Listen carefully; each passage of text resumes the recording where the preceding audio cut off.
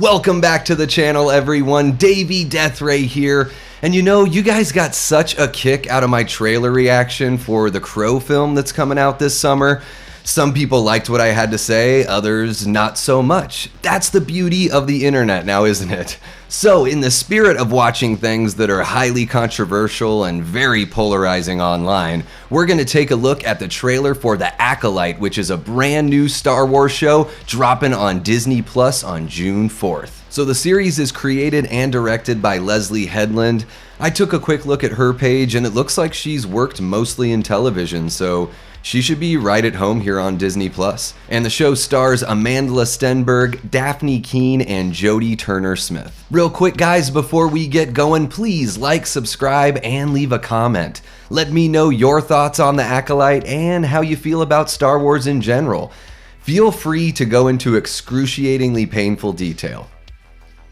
All right, here we go. Close your eyes. Your eyes can deceive you. We must not trust them.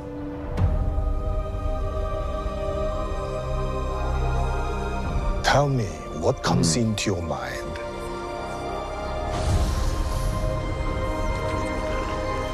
Life. Balance. I see fire. I see rain.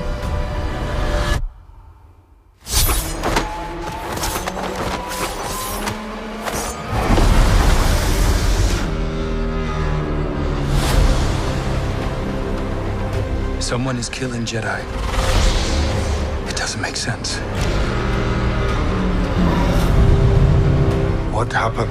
I sensed darkness.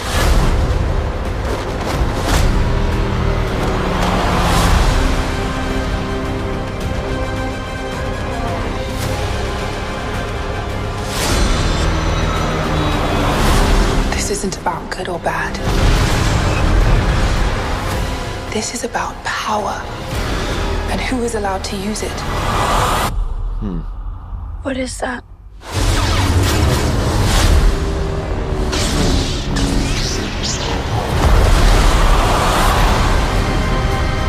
All right.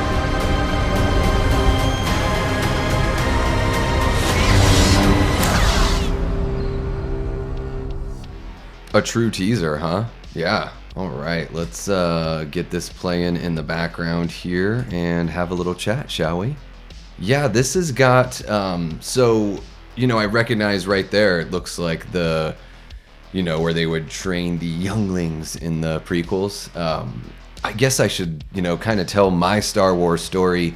I'm a child of the 80s, so of course I grew up with the original films.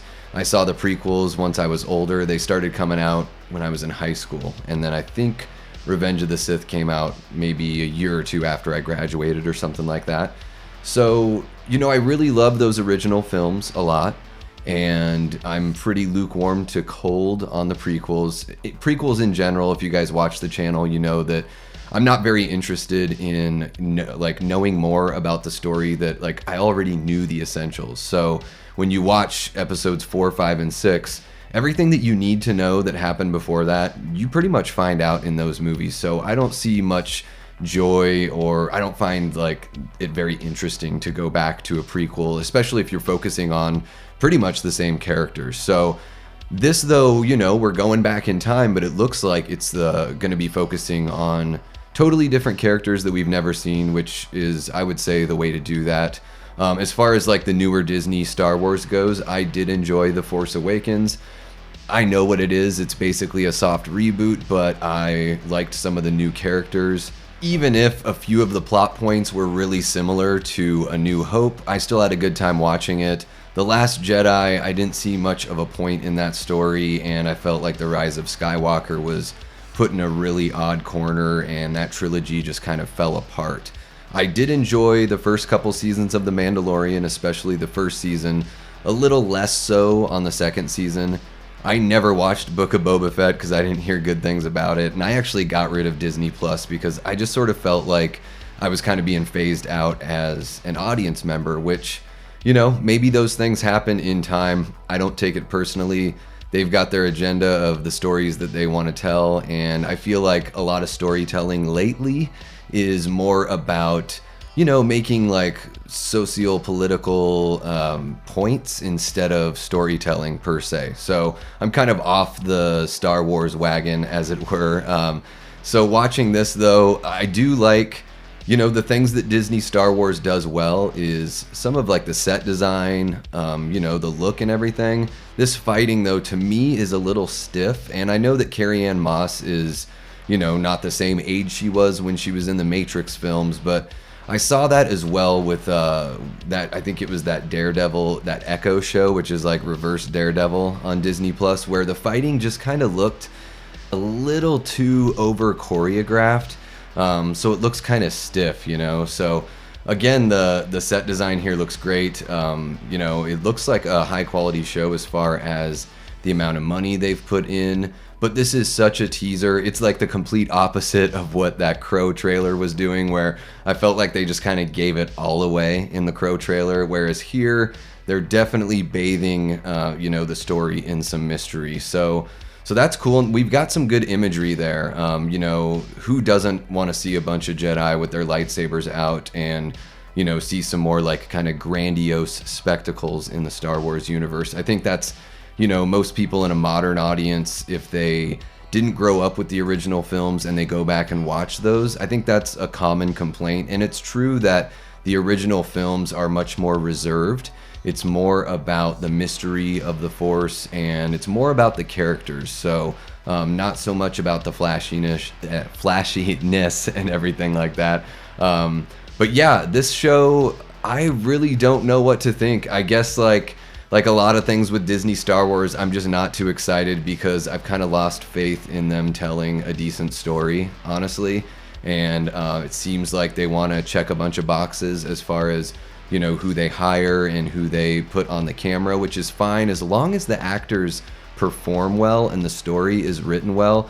That's pretty much all I care about. So, you know, if you can enjoy the story and enjoy the performances, everything is properly motivated, then I'm going to have a good time. So, I don't know. Let me know in the comments what you guys think of this trailer, and kind of give me your barometer, like your sense of how excited you are for this show. Is this the kind of show that would make you get a Disney Plus subscription or hold on to the one that you might already have? Or are you just going to wait for, you know, the reactors and the reviewers to respond to each episode and see how it goes from there? I do like that shot there of the ship kind of getting torn apart. And then even like this right here, it looks like it's Octo from The Last Jedi. It may not be. I mean, it's a vast universe, right? So like the galaxies are immense in Star Wars, so it could just be a similar planet. But even like I saw in the, not the very opening shot, but a shot towards the beginning here, there's like that archway that looks so similar to the one that we see in Jakku in The Force Awakens. So I think it's coming up here in just a sec. And I'm not sure if, yep, there it is right there. So I don't know if this is Jakku before everything happens that kind of turned it into a desert wasteland, or if it's always been that way. Maybe it's just a callback, a little Easter egg for the fans, or it could be just similar and I'm getting a little bit of the Mandela effect here. I don't know. But yeah, guys, let me know in the comments section below your thoughts on the Acolyte. Are you pumped for this one? Do you not care? Do you think it looks terrible? Just let me know. I want to get that conversation going with you guys. Please give the video a like and hit the subscribe on the way out before you take off. Thank you guys so much for stopping by. And until next time, I've been and will continue to be Davey Deathray. Take care.